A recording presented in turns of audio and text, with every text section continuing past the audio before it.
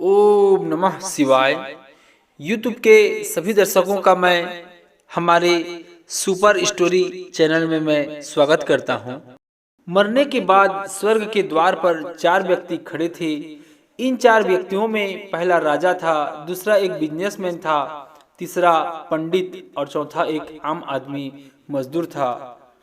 किसी को भी यह पता नहीं था कि कौन स्वर्ग के अंदर प्रवेश कर पाएगा और कौन वहीं से वापस लौटा दिया जाएगा।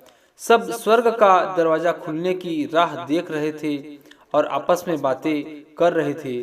जैसे कि राजा को मरने से पहले से ही आदत थी, उसने अपनी बात सबसे पहले बताई। राजा ने कहा, मैं बहुत प्रख्यात राजा हूँ। मैंने धरती पर अपना बहुत नाम कमाया है, इसलिए पूरी संभावना है कि मैं ही स्वर्ग में जाऊंगा। फिर व्यापारी ने अपनी बात सामने रखी। वह बोला, मैंने धरती पर खूब धन कमाया और उस धन से मैंने सैकड़ों लोगों की मदद की, इसलिए मैं ही स्वर्ग का हकदार हूँ। अब बारी थी पंडित की, तो पंडित ने मुंह खोला और सबको यह कहा, चाहे तुम जो सोच लो, लेकिन यह बात तो तय है कि स्वर्ग के दरवाजे खुलेंगे तो मेरे लिए ही। सब जानते हैं कि पंडित दिन रात भगवान को याद करते हैं, इसलिए स्वाभाविक है कि स्वर्ग में पंडित का स्वागत किया जाए। जब सब ने अपना अपना पक्ष रख दिया, तब सबकी नजर उस मजदूर पर थी जो चुपचाप अपनी नजरें नीचे झुकाए बिना कुछ कहे वहीं पर खड़ा रहा। स्वर्ग का दरवाजा खुला और वहां पर एक देवदूत आकर खड़ा हो गया। देवदूत के हाथों में एक पुस्तक थी जिसमें इन सभी के कर्मों के बारे में लिखा हुआ था। देवदूत ने सबसे पहले राजा को अपने पास बुलाया और उसको पूछा, तुम बताओ, तुमने अपने जीवन में क्या क्या अच्छे कर्म किए हैं। मैं उन्हें इस पुस्तक में देखकर फैसला करूंगा कि तुम्हें अंदर आने देना है या नहीं। राजा ने कहा, मेरा राज्य जितना बड़ा था उतना ही समृद्ध और मेरी राज्य के सभी लोग खुशहाल थे। सभी बड़े आनंद से रहते थे। मैंने उन्हें कभी भी किसी की चीज कमी नहीं होने दी। यही मेरे अच्छे कर्म हैं। देवदूत ने अपने पुस्तक में देखा और देखने के बाद राजा से कहा, तुम सच बोलते हो।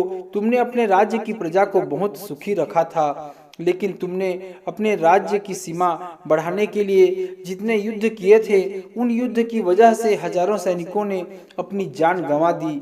उन हजारों सैनिकों के परिवार के दुख का कारण तुम बने थे, इसलिए तुम स्वर्ग में नहीं आ सकते। अब बारी थी व्यापारी की।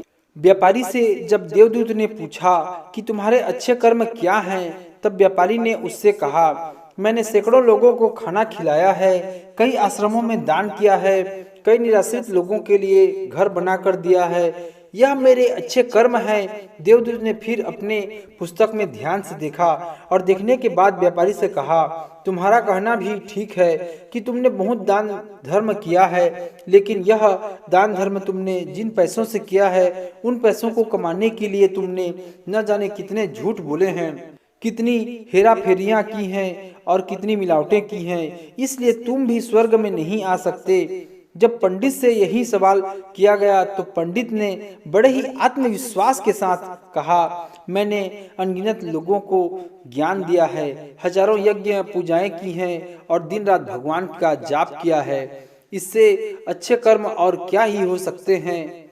देवदूत ने अपनी पुस्तक के अंदर झांक कर देखा और पंडित से कहा, आपने जितने भी लोगों को जो भी ज्ञान दिया है, उन बातों पर खुद कभी अमल नहीं किया। आपने यज्ञ पूजा भगवान का नाम निस्वार्थ भाव से कभी नहीं लिया, इसलिए आपका भी स्वर्ग में आना प्रतिबंधित है। मजदूर यह सब देखकर हैरान था। वह अब तक जिन्हें महान समझता आ रहा था, उनकी व्याख्या स्वर्ग के दरवाजे पर आकर बदल गई थी। धरती पर जिन कर्मों को अच्छा समझा जाता है, उनका यहाँ पर कोई मूल्य नहीं था। यमदूत ने जब इस मजदूर को अपने पास बुलाया और इससे पहले कि वह उसके अच्छे कर्मों के बारे में पूछता, मजदूर बोल पड़ा, प्रभु, मैं जानता हूँ कि मैं भी स्वर्ग में आने के लायक नहीं हूँ, लेकिन मैं भी एक बार बाहर से ही स्वर्ग को झांक कर देखना चाहता हूँ। बस इससे ज्यादा मेरी कोई इच्छा ही नहीं है। क्योंकि ऐसी इच्छा पालने के लिए मैंने जीवन में कुछ भी नहीं किया है। मैं पूरा दिन मेहनत करता और जो भी पैसे कमाता उन्हें अपने परिवार के पालन पोषण में खर्च कर देता, इसलिए दान धर्म के लिए कुछ बचता ही नहीं। लोगों की भला मैं क्या सेवा करता, क्योंकि काम के बाद जो थोड़ा सा समय मिलता उसको अपने बूढ़े माँ बाप की सेवा में बिता देता। और यह सब करने के बाद मैं कभी कभी मंदिर भी चला जाता और भगवान से जैसा भी मुझे दिया है उस जीवन के लिए धन्यवाद कहता। देवदूत ने अपनी पुस्तक में बड़े ध्यान से देखा और थोड़ी देर देखते ही रहा।